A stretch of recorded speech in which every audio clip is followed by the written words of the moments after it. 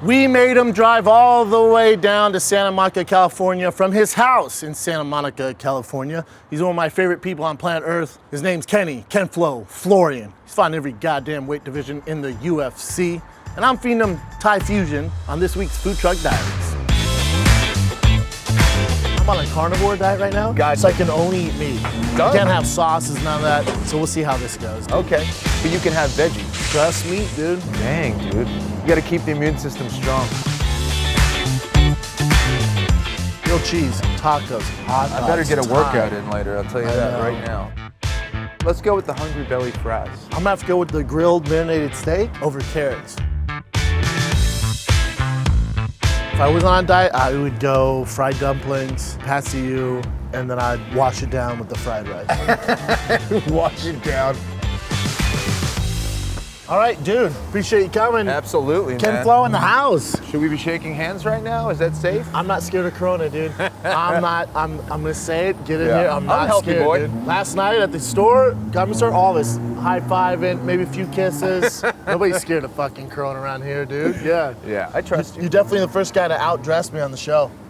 I figured I always had to had bring it. style. I had to You've bring it. I had to bring it, dude. I know. You do. I know who I'm messing with right Dude. now. This is sick, by the way. Thank you, I sir. like You it. look so good. Here's the thing about Kenny is Kenny and I used to do a show called UFC Now together. Yes. And there'd be a third guest, but even back then, I really couldn't afford a lot of clothes, but you always brought out the fashion. I'm like, God, I wish I looked like that. And I'll never You do now. Yeah, I guess, kind of, dude. Growing my hair out just for you, dude. I was going to wear a hat. I'm like, not with Kenny Florian on the show, dude. You can show Get the hair while you got it, dude. man. Yeah, funny story about Kenny is we were doing UFC Tonight together, and it was we're big Porsche guys, right? You're the biggest Porsche guy I know. You, Rogan, Yes. and my brother are the I three love him. like Porsche guys. Yeah. Obviously Magnus Walker, but Yeah. he's not like, Yeah. he's great. He's not in the crew yet. Yeah, his dreads. Yeah. Anyways, we get done shooting UFC Tonight, and the Targa just came out. They just did it, and we're waiting out valet. We get done shooting the show, and we're waiting, and then this brand new Targa pulls up. I go, Jesus! I haven't seen one in person. I go, Jesus Christ! Can you imagine, dude? Who the fuck's car is that? Whose car is that? And you go, that's mine, man. I was so baffled. You would have thought he pulled up in a spaceship. I was like, what the fuck? That's your car? You're like, yeah, man. Be cool. I'm like, I think I had the first one in LA. The first one? Yeah, and it was a beautiful car. I was like, yeah. And then I ended up getting the GT3. yeah. And then you upped the game, got the GT3 RS. That's right. But now we're Porsche guys. We're Porsche guys, dude. We're all in. And but now you have a classic Porsche, right? Yeah, I have air-cooled. I have a 1990 911 964 rear wheel. Yep. So, And you love that thing? I love it, dude. It's crazy because it's kind of like it's like a little go-kart. The connection to the road, the sound of the engine, just the way that it feels. It's amazing. It's a manual, but I don't care. I drive it every day. No, I love it. That's yeah, your daily? Yeah, it's fun. I do use it as my daily. I wish you brought it today. I know. So I should've. disappointed Yeah, you did. yeah. And I get a free car to take me somewhere. I'm like, I'll take it. Oh, that's true. I'll take it. Yeah, I feel you. Yeah, I feel you. Yeah, no, we gotta go for a drive one of these days, I would man. love that, man. What I want to do is go for a ride in the GT2 RS. Let's do it. That's what That's we'll do. what I We'll want to put do. some I want to feel GoPros the on. power. Dude, thing's insane. Yeah, I love it. People are like, Jesus Christ, dude, relax. Like, no, I know, man, I know. But life that's is good, sick. dude. Everything's good. Academy, I drive by your Academy all the time. Yeah, man, the Academy's going great. Literally right up the street from here. Yes, we see Callan every once in a while, him and his kid, Cal comes and he's doing great. And yeah, thank God the Academy's doing great. The one in LA is doing great. The one in Boston's doing great, and staying busy, training a lot, learning a lot, Are you teaching training a lot. still? Yeah, Just man. jiu-jitsu? Just jiu-jitsu. I do striking every once in a while. I train Ryan Hall every once in a while, so we work on striking We're and gonna get him jiu-jitsu on and here. stuff. I love Yeah, Ryan Hall. dude, he's the man, dude. So yeah, just trying to stay sharp, man. Trying to learn as much as possible. And you're training with the students that come in, or how you Yeah, do the it? students, we have some great instructors. Obviously, I own the business with Jason Hunt, who's an awesome black belt in judo and jiu-jitsu. phenomenal, yeah. And then we have Isaac Doderlin, who's probably going to win the world championships in his weight class this year. He's an instructor at our school, and then we just have a bunch of great black belts and brown belts and colored belts from all over who come and train. So you're pretty balls deep in jiu-jitsu. Yeah, like, man. It's always kind of been your home base. It is, and I'm actually going to be doing an instructional later this year that just kind of helps people hopefully understand kind of what's going on, what we're trying to do when we're trying to pass guard or defend guard. And, you know, I think hopefully that will be kind of a game-changing thing for people. And I'm going to come out with that later this year. So I've just been like obsessed with jiu-jitsu. It's weird. Yeah. Like I was obsessed with jiu-jitsu when I started. I'm like, I can't get any worse than this. And now I'm like even more. I think about it all the time. I love it. I love that, man. Yeah. And then you're obviously still huge with UFC. I mean, Yeah, I'm not doing as much. I do some stuff. So I do my UFC podcast with Anik, which I love. One of my favorite podcasts. Thank you, man. I love Anik. Want him out here. Anik, get out of He's Florida, gotta, yeah, dude. I know. Get the fuck out. Who lives in Florida? Do you know anybody who lives in Florida?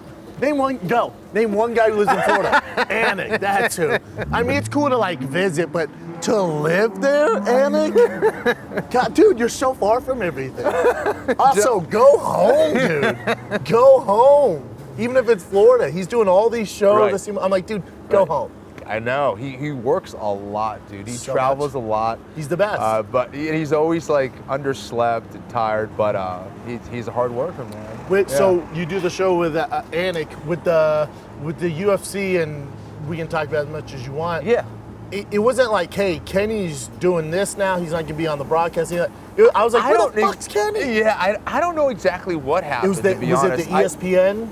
Yeah, so switch? the transition from Fox over to ESPN, I don't know. I didn't get the call. Which I thought would be better for you and Anik because Right. you guys, I don't know if the viewers know this, you guys started at ESPN with ESPN Live, exactly. MMA Live. Correct, They had a correct. show on there, and you guys were the first MMA show on ESPN. On ESPN, exactly. And you know that the guy who makes a lot of the calls, Yeah. like he's your guy's boy. Right, Yeah. exactly. So I don't know exactly what happened, you know. Anytime I ask the guys over at the UFC, they're like, oh, yeah, I don't know. You know, we're thinking about, I don't know. Like, I don't get a direct answer. So You kind of got phased out like Milton. Yeah, I think. Like, exactly. nah, I'm like, I had the stapler. You said I could. Yeah, they're like, yeah, have we the know. What, stapler. dude, just We're hang gonna on put you a second. in the basement just to kind of hang out. Kenny's great on there. What the fuck are we doing, man? I don't know, man. You know, who knows? Yeah. You know, I Not that We'll you see. not that you need it because you have so many Yeah, other things. luckily I'm just saying I have you got other a smart things. mind in the game. Everybody knows Thank who you. you are. Thank you. You know? I love it. I think, you know, I would like to do more. I think it's part of my job, I feel like, is kind of educating the fans on what's going on. Sometimes, you know, some of the commentators or the analysts, you know, they get caught up in kind of just, it's great to be a fan. You want to have that excitement and like bring that hyperbole a little bit, but also, you know, I think there's more going on. It's like the Adesanya and Romero fight, for example, right? You know, people didn't like the fight, and I get it. There wasn't a whole lot of action in that fight, totally. But why did that happen? Because you had two counter strikers going at it. They're both kind of waiting for each other, like, you go first, no, you go first, no, you go first. And anytime the other person went first, the other person was more vulnerable. So every once in a while, you're going to get fights like that. I think it's important to kind of explain those kind of things instead of just saying, it's a crappy fight, they didn't want to fight, when that's not really what's going on. That's not what's going on. Yeah, so. they're just, and I summed it up as bad dance partners. Yeah, exactly. They're both phenomenal fighters. The game plan Romero had, it just wasn't. To be a counter striker against Stylebender, if you know Stylebender, it's not going to be a fun fight. Right. Anybody who's decided to come forward and play the game with Stylebender, they have to get ate up, but it makes for a fun fight. 100%. But if you're Yo Romero, you're like, dude, why would I go forward on that guy? That's how he wins. If you're Stylebender, it's like, why would I go forward on that guy? That's way how he harder to wins. take someone down when they're backing up. So that's why they have the rule in wrestling. You can't take any steps backwards, otherwise no one would wrestle. There's no action. So, you know, it's the same deal. And, you know, every once in a while you get that oil and water matchup, and it just kind of didn't mesh very well. They were also set up for a little bit of failure because that co-main event with Joanna Whaley was so insane. damn good. So insane. So, and you know, however many punches were thrown, over 300, like in the first fucking round or second round, which is nuts. I forget how many. Yeah, so many. Yeah. So many. So it's like, you know, that's like trying to follow Joey Diaz at the Comedy Store. Like, he's gonna crush. So you better have, it doesn't matter. Even if your shit's good, it better be really, really good. Absolutely. And shout out to Uncle Joey. He's Yes. Yeah, I love him. They were set up for kind of a 100%. letdown. Unless, I think the only way that works out, unless it was like a first round knockout, I think no matter what, people were going to leave disappointing. Definitely. And then you have those two styles that they wanted to both be counter punchers. Exactly. It's just a bad formula, man. Definitely. But and MMA is so weird because everybody, it's what have you done for me lately? People are all style bender's not that good. I'm like, are you out of your fucking Well, mind? people also remember the time when Anderson Silva was fighting and he had, some really boring fights. When he fought Awful. Patrick Cote, when he fought Talis Ladies. Exactly. Yeah. Mainly Brazilians though. Right, which is interesting. Both of them yeah. were super cautious, Patrick Cote was whatever, but Yeah. whenever he fought Brazilians, it was just like, let's not hurt each other. Like, Right. Deal. It's like, hey, kill him. Hey, kill. Even I was like, kill him. Right. Like, kill No, him. it's true. It's true. They just had way too much respect for each other. And because Anderson Silva was mainly a counter fighter for the most part, there were some stinkers out there every once in a while. I feel like there's you, Chael Sonnen, Dominic Cruz, and I'd like it more of you. Like, dude, get the fuck out of here. I got kids. I got all these. But you know how Chael does, like, he really breaks down what's going on, and he like it's right when the fight's done or that week building up to it. I'd love that out of you, man. Yeah, like a video series on YouTube. I'd like to do that. I think it's a great idea. Balls deep in jiu-jitsu. I would love to do it. I feel like I would probably need permission from the UFC to show video. I feel like if you're going to do it, you need some video. Chael doesn't give video. I don't That's give true. video. That's They don't give point. either of us That's a good video. point. But I'm sure they And then would. I'm going to do it. Yeah, I like it. There you go. Yeah, Good, there we good, do, good. man. Schaub's going to produce it. Yeah, I got you, Doug. So obviously next for style benders going to be Costa Yes. for sure. Yes. That's the fight. And that's the those are styles that mesh, and that's going to be a fight because Costa, he's going to be in Adesanya's face. For better or worse, he's going to bring the fight to him. And I think that's a short night for Costa. I think so too. Because he's the way he throws punches, they're a little more loopier. It's like, man, A to B is always going to be A to D. That's the way I see it. I agree with you. I think that as dangerous as Costa is, because he's coming forward, and Adesanya isn't this big, powerful guy, but he has tremendous timing. And because he's a counter striker, he's going to use that forward momentum against Costa, land that shot, hurt him, and then maybe take him out, knee or a punch on the outside. So, yeah, I think those guys are tailor-made for each other. Costa could get it done on his end too, but I agree with you. He hits so hard. But because he comes forward so much with so much pressure, I think that's going to kind of lead him into a knockout. Stylistically, it's like perfect for style bender. That's the I fight. think so. Yeah. That's the fight. And then what do you do with Joanna and Weili? Dude, it's tough because I feel like Joanna deserves a rematch, but then you have all how these did you people score the waiting. fight? I don't know. I mean, I don't know. Listen, I thought it probably came down to the 5th round, and I thought Weili probably won the 5th. Or not probably. She definitely won the 5th. That was the clearest round out of all of them, but. It was close. That's probably 3-2 for Weili. This is the one where the judges couldn't have got it wrong. Because I'm like, whoever they give it to, I can see them winning. 100%. I went to the bathroom, I walked away and was like, I think Joanna probably won that fight. Yeah.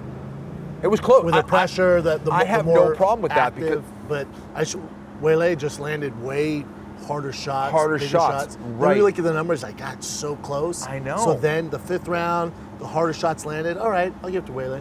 I think so. It was super close. I think, the fact that Joanna's damage was showing much more didn't help. You look at her head; she was, bleeding. She was wearing it worse than Weili Zhang was, and that counts for the judges. Yeah, and that's gonna. If you're looking at a fight and you're not sure who's winning, and you see one person who's all swelled up and one who isn't, that's gonna sway you, 100%. whether you like it or not. So I think that's probably the decision. I would like to see a rematch, I'm not mad at a rematch. But then you have Tatiana Suarez waiting in the wings, who's an absolute beast. I think she beats both girls. Rose, and I know she's by far the best wrestler, maybe the only. She's the great Khabib wrestler. of females. Like she's that good. Exactly. Her mentality's insane. Her work ethic's insane. Exactly. She's had the neck injury, but I spoke to her the other day, and it sounds like she's back on track. So I think they're maybe give her one warm up. Some poor souls can get just annihilated, and then. If that's the case, if she's going to have another warm-up fight, then maybe that rematch makes sense. I mean, who would be mad at that? Everyone you got would love Rose to see and that. Andrade fighting. Right. With winner of that, definitely has close too. Yeah. I know. So. It's tough, but that means it's a healthy division. Stacked. That means it's a healthy division. It's almost more stacked than men at 55 or 70. It's 70, it's wild. 70, 55, and then 85 stacked for the boys. Right. Yeah, those are definitely the most stacked divisions, and I think it's a good sign for women's MMA that you have all that parity. You know, like you don't have that at 125. Valentina Shevchenko essentially has no one in her division. Nothing. She needs to either go up or go down in order to I'd like make to go things down. interesting. So. I don't see her I don't see her against Amanda Nunes. I'd rather see her go down. Yeah, I think it's tough for her to go up, especially against somebody too. like Nunes, but I don't know. Me too. She's an amazing fighter, too. And then obviously you got freaking Tony Ferguson, Khabib coming God. up. Dude, I've never been more excited for a fight. It's weird how attached I am to this. Usually I'm a fight head. Like I love it. I watch every fight, but I've never been like I don't know, man. This fight's I think to me it's the most technical. It's the most talented fight in UFC history. It's rare that you have the opportunity to get two guys in their prime with all that momentum. They've been undefeated for a long time in that division.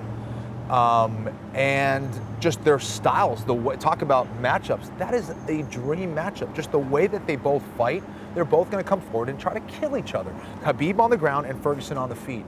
And, I think Tony Ferguson is kind of underappreciated in some ways. As good as he is and as much respect as he gets, he's not as appreciated for what he does on the feet. He does some really tricky things. Everyone talks about his toughness, and that is 100% verified. Toughness and cardio when it comes to cardio, but the way that he switches his stances and the different weapons that he throws, he confuses a lot of people out there too. And because he's moving forward, he's always landing the harder shots. You look at the Cerrone and Ferguson fight. Cerrone was landing some shots on him as well, but because Ferguson is the guy going forward, he has all the momentum on his shots. Way harder to land shots going backwards than it is, unless you're planting your feet, than it is against a guy like Ferguson who's going to stalk you all the way until you just give up. So he's a savage, dude. Yeah, how do you score it? How do you picture the fight going down? I think they fight multiple times if Khabib's up for it, but I don't really see anyone getting finished. If there's a finish, I think it's Tony either stopping via cuts, the breaths have come in because the elbow's on the ground. I think that's going to be a factor. Or Tony catches him in one of his infamous darces. Yep.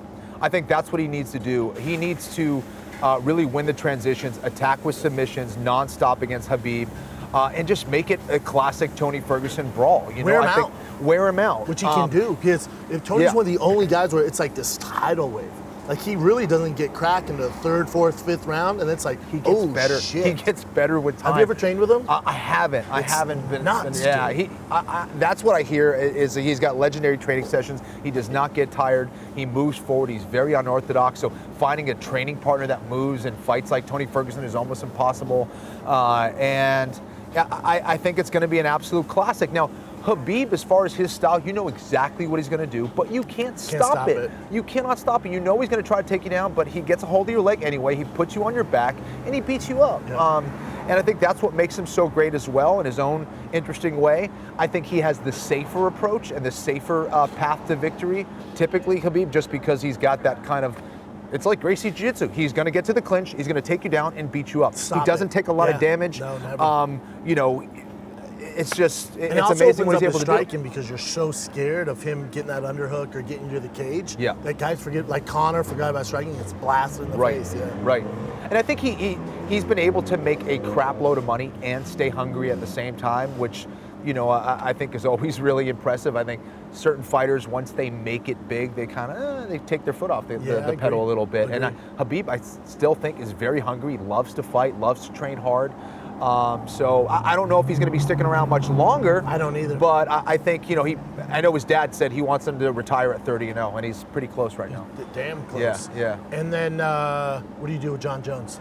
Man, did you have him win the Dominic Reyes fight? I did. Yeah. I actually did have him winning that fight. It's the third round. Depending how you score the third round. Exactly. I think that's what it came down to. I thought John Jones did a good job of kind of adapting after the early rounds and kind of, slowing Reyes down a little bit, and then he, obviously fourth and fifth, I thought he won, but it was an excellent fight, and I think a rematch is definitely warranted. It was really, really close. I wouldn't mind him seeing him fight Blachowicz, Jan Blachowicz, but not as interesting as the Reyes fight. Do anything? See, the only thing with the Reyes rematch too, and he's obviously older now. John's getting older, and maybe maybe he's lost a step, or maybe these guys are just really good, and it's hard for John to get up to him. It depends what camp you're in on that. Yeah.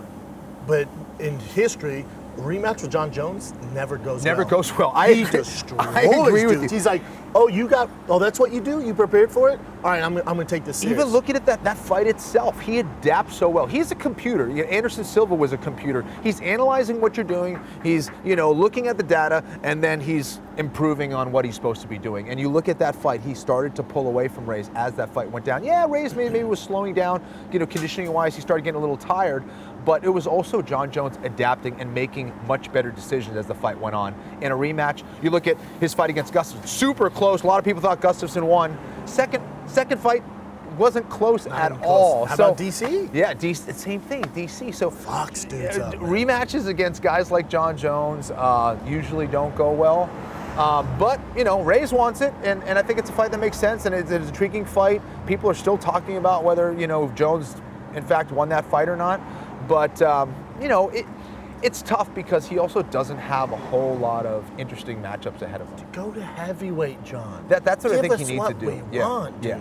I think it puts excitement back in his career. Yeah. I think he'll be motivated to fight a Stipe Right. or a Francis Ngannou, Yes. or even DC at heavyweight. I like DC's chances better if he wants Yeah. to do that. I don't want to see DC John at light heavyweight again. You know how that goes. Go to heavyweight, man. I think it's way more interesting for him. It's almost like he's so dominant, like a Valentina Shevchenko, where it's like no one even cares. It's like everyone already knows what the. It's like Mighty Mouse. Yeah, Where we're like, exactly. Same okay, thing. dude, you're gonna win. You're gonna beat the Right. shit because they're that good. Absolutely. But at heavyweight, you go through the list. There's not in the top 10. There's not one guy you don't want to see John face. Yep. No, Stipe, DC. I don't know if DC's going to be sticking around for much longer. Well, I don't did know. you see DC's tweet? He tweeted to thank you. I know you guys Stipe. are boys. Yeah, no, I haven't hit him up. I haven't should hit him up text him yet. too. But I would assume that means that he's going to fight Stipe next. That Stipe's granting him a rematch. Yeah, because I think Stipe is probably waiting to see what John was going to do. Right. He's like, all right, that's how you know John's fighting. Good point. Yeah, Reyes yeah. So the UFC probably, hey, Stipe, it ain't happening. You got to do something, dude, or we're Great moving point. the fuck on. He went, all right, let's do. That's the biggest fight. Give that me makes DC. sense. Right. That makes sense. And I like that fight. I thought DC fought, for whatever reason, first time in his career, just kind of fought stupid. And he's, him. I mean, him, Dominic, you guys, some of the smartest people I know. And I saw what he's doing, I'm like, fuck DC. I know. I don't know why he got down, caught. I don't know why he got caught up in a brawl. Dude, That's not his. Stipe. That's not at his stuff. heavyweight. And every time he wrestled and he clinched and he was mixing things up and fighting MMA as opposed to just boxing Stipe, he was doing great. But anytime he decided to just stand and brawl and just mix it up with Stipe, it was not. Even if you're landing shots, but you're taking shots At heavyweight, you're you just throwing the you dice. just can't do it. You man. can't do it. And DC's never done that before. He's always been calculating, like super respectful heavyweights. Yes. Like you look at his Josh Barnett fight. You go back to Strike Right. Force. You go when he first got to UFC against Roy Nelson and Frank Mir. Like Yep. he really wasn't fucking around because Absolutely. he knew that there's that risk, but then. Absolutely, dude. I mean, you do better than I do. Heavyweights with 4-ounce gloves is never a good thing. Getting hit by those guys, like the size of this freaking guy. I'm small. And I'm small for a heavyweight. I don't believe dude. that he's small, but okay. For a heavyweight, I'm pretty small. Okay, maybe. Yeah. All right, let's eat, man. Then we'll continue. What do we got? Thank you very much. Wash it down with that Oh tea. my Wow, that God, looks dude. nice. Welcome to the big leagues, man. Gonna dig in right here, huh? All right. I can get down with it. All right, man. Dig on in, dog. Let's do this. Looks pretty good, actually. I was making fun of fusions. They definitely heard me. She's like, yeah, enjoy. Yeah, Enjoy yeah. the fusion. I would check what you put in there. Get a napkin. Is this Thai iced tea or Thai? Thai iced tea. Or is it Thai coffee?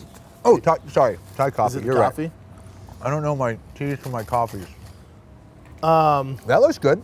Yeah, not bad at all, Yeah. dude. More steak. 9 days straight. This is nice and spicy. Is it spicy? Mm-hmm. I like that you went for it. A lot of people, they kind of don't go for it, and then Right. I just get all balls deep in the food. Yeah. Hey, that's nice. Yeah, so John needs to go to heavyweight. Yep. Here's another one for you. What do you do with Conor? Khabib's not going to fight him. He has way more to lose, right, if Khabib fights him. But a rematch could be potentially even more money than they made in the first one. For both of them. You could argue that stylistically, it's an easy matchup for Khabib. All he's got to do is take him down. But I don't know. to that point, I think it depends what Conor wants to do.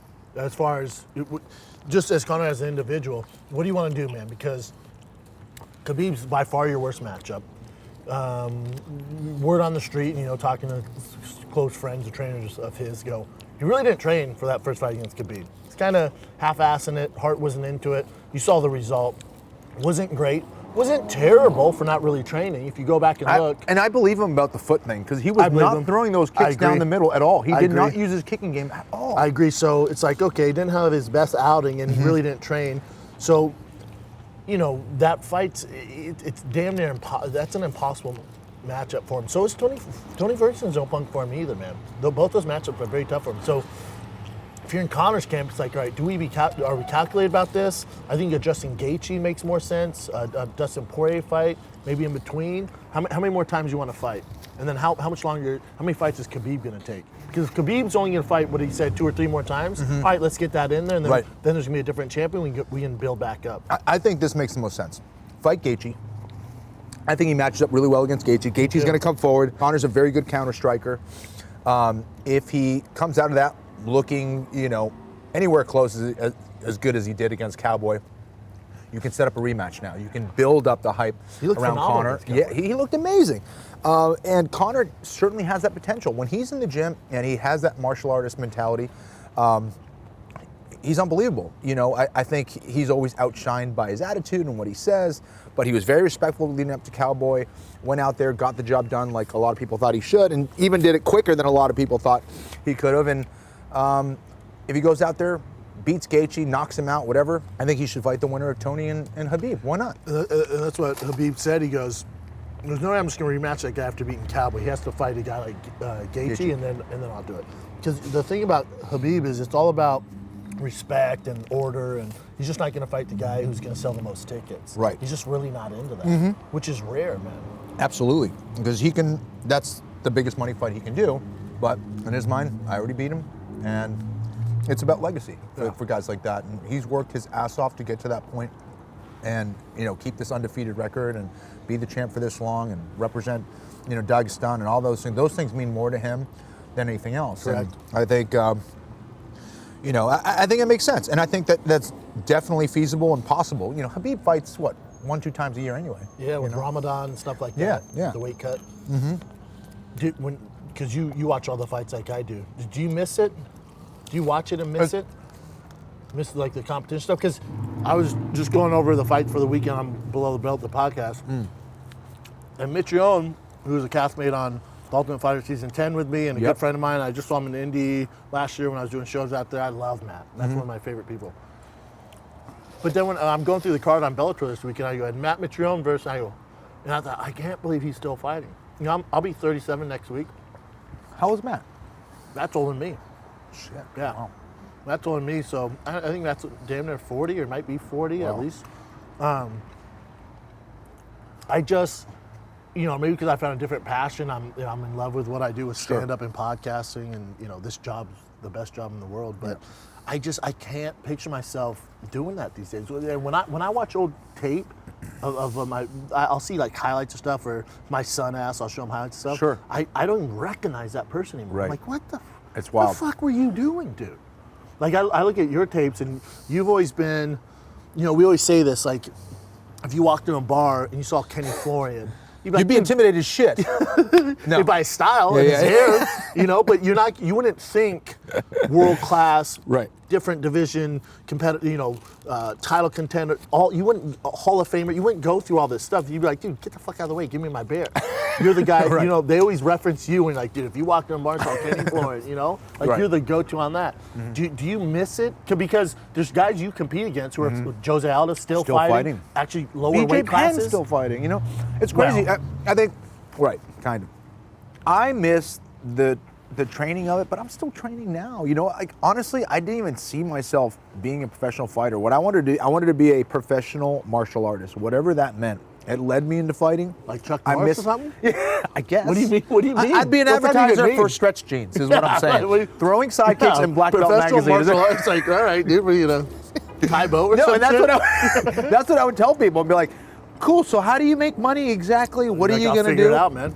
That's exactly what I was like, I'm going to throw some high kicks for magazines. I always thought it would be as a teacher, and so I missed the competition in that, like, it helped me get better as a martial artist. There was like the learning process was amazing. As hard as it was, you know, I Some would love say that the aspect. hardest, especially what you did. When It you go was through the hard as division, shit, dude. you took the hardest path. I know. I remember. And when- took I don't years mean to off my interrupt- life in that I process. don't mean to interrupt you. Sure. I remember when you were fighting in Toronto. Was it Toronto, Canada, or where was it? Vancouver. When you were cutting weight Yeah. to fight Jose Aldo. I was there for the UFC, I think, doing appearance. My leg was like this. Dude, I saw you right before weigh-ins, and you were with your team Faraz eating. I was like, oh, is he okay?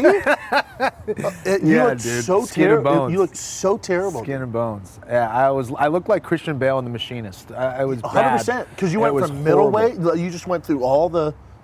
It's insane, dude. Yeah, I So got the I call. assume I you don't remember miss I was those days. I was on a beach in Mexico, and I just won my first 145-pound fight. So I was like, food, yes. And I went, and I was hanging over there with my buddy, and you know, the UFC calls me and says, hey, you got the Aldo fight. And I was like, sweet. Good fight. And my buddy was like, awesome, like, you might want to get on the scale, man. I get on the scale, and I was 187 pounds. So I had to go from 187 down to championship weight for this one, right? 145 pounds. So Yeah, I had to go from 187 to 45 in like maybe 2.5 months or something, like That's 2 months. nuts, dude. And I was eating 1,500 calories a day, training 3 times a day, and I just had nothing. Like my last session after a month was just like useless. I was just doing it basically just like burn some more calories. Can't but it be was the like smartest way to I go. was hitting it like a pad, like, They're like, you got I this, had man. nothing left. Yeah, I Yeah, had like, you nothing got left, this, dude. dude.